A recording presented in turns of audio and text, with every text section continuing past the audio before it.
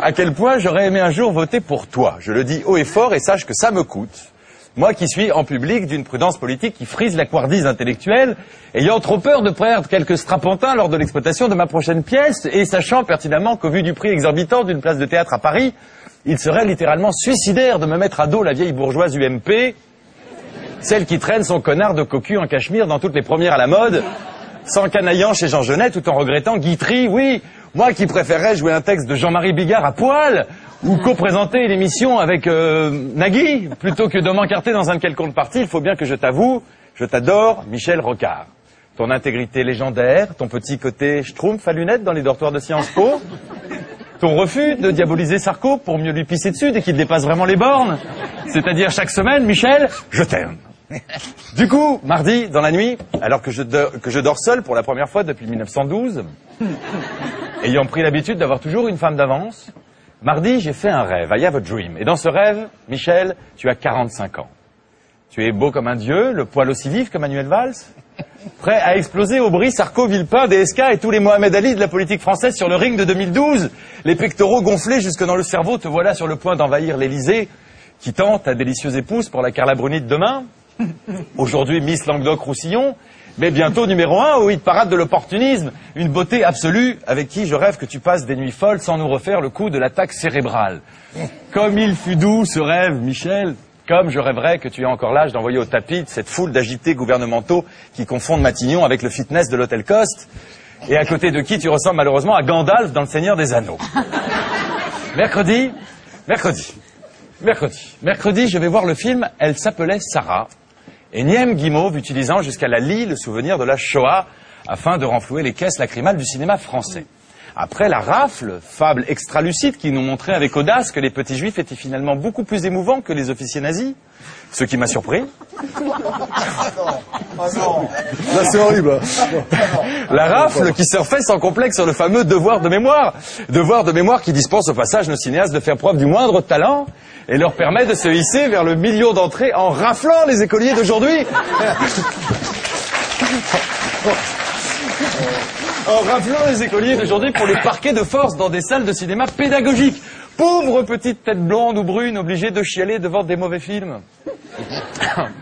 Du coup, mercredi soir, je décide à mon tour de reprendre toutes mes anciennes pièces en collant des kippas et des uniformes SS sur le moindre personnage, selon les goûts vestimentaires des acteurs principaux. C'est ainsi qu'Adolf Hitler, se retrouvera bientôt impliqué dans le braquage d'une bijouterie dans la région de Quimper.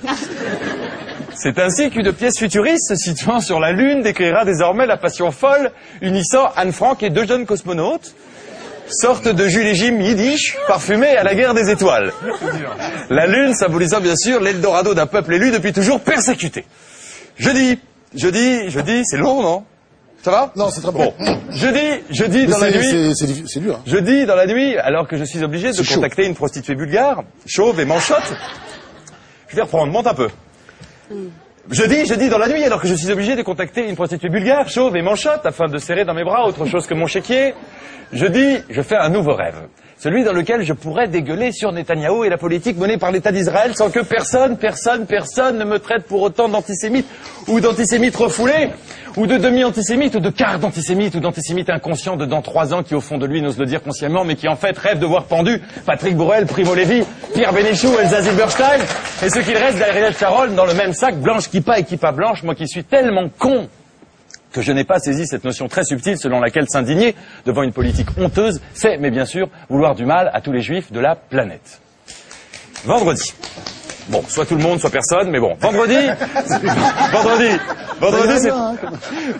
c'est-à-dire ce matin, après m'être sans doute couché ivre de vodka pomme, je me réveille à côté d'une silhouette délicieusement sombre. À coup sûr, une beauté africaine. Vu que mes doigts roulent comme des billes sur cette peau dont la formule chimique est aussi jalousement gardée que celle du Coca-Cola, elle dort encore, à coup sûr épuisée par cette nuit de gymnastique que j'ai dû lui offrir.